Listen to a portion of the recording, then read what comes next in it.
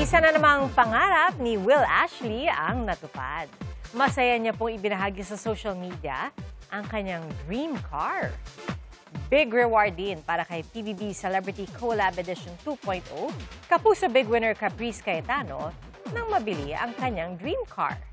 Excited at tuwang-tuwa si Caprice dahil bunga raw ito ng kanyang mga naging paghihirap. Masaya po ako na nakabili na po ako ng car para magagamit ko rin po sa taping. At yung family ko din po, may sasakay ko din po sa car na yun. Kaya masaya po ako dahil naging reward ko rin po yun para sa sarili ko. Kinumpirma ng Department of Migrant Workers na ligtas ang 12 tripulanteng Pilipino na sakay na isang barko na inatake habang nasa katubigan ng Iraq. Ay kay Secretary Hans Kakdak na monitor nila na ligtas ang mahigit 7,000 tripulanteng Pinoy sa paligid ng Strait of Hormuz, base sa impormasyong ibinigay ng mga may-ari ng mga barko. Muling ipinaalala ng DMW na mayroong karapatan ng mga Pilipinong tripulante na tumangging sumama sa mga barkong daraan sa mga high-risk na lugar, kabilang na ang Strait of Hormuz, Persian Gulf at Gulf of Oman. Ang mga OFW na tatanggi, bibigyan ng katumbas ng 2 buwang sahod at libre ang pagpapauwi sa Pilipinas. Hinangaan po ng mga netizen ng mag-asawang Pinoy na sinikap may uwi ang 9 na alaga nilang pusa mula Qatar. At kinaalingan din online ang 2 alagang aso sa Pangasinan na nagkusang kunin ang nakasampay na kumot. Ating saksihan.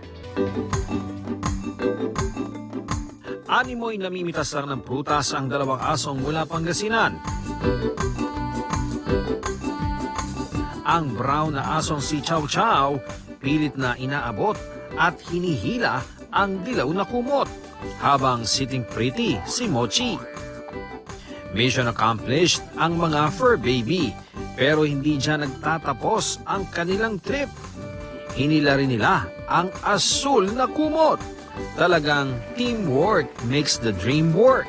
Dahil in the end, parehong mahimbing ang tulog ni na Chow Chow at Mochi sa kanilang mga kumot.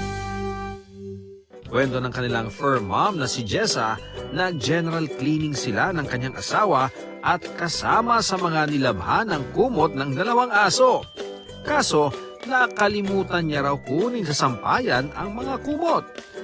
Pareho raw aspin ang kanyang alaga at mas matanda si Chow Chow, kaya naman nag-alakuya siya sa 6 months old na si Mochi. Aliw na aliw naman ang netizens sa teamwork ng 2 fur babies. Sa Antipolo, Rizal, hindi naman pinabayaan ng aspin na si Enteng ang kanyang best friend na Chow Chow. Ang Chow Chow kasing si Bonito nahulog sa manhole. Kwento ng kanilang fur mom na si Divine, naglalakad sila nang biglang humiwalay ang 2 alaga. Napansin lang daw nilang nahulog ang aso dahil may dumudungaw raw na ulo sa butas. 3 beses na raw nahuhulog sa manhole si Bonito. Buti na lang, mababaw lang ito. Ang isang kwentong walang iwanan.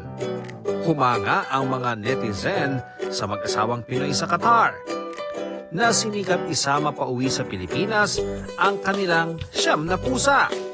Kwento ni News Cooper Jean, hindi naging madali ang pag-uwi sa kanilang mga alaga.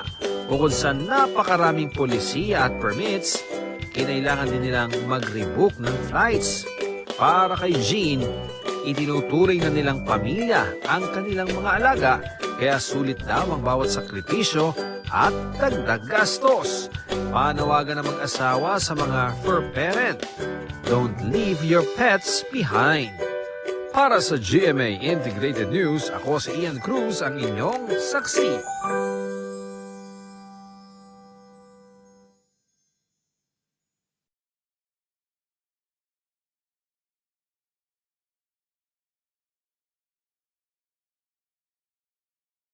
Mga kapuso, maging una sa saksi. Mag-subscribe sa GMA Integrated News sa YouTube para sa iba't ibang balita.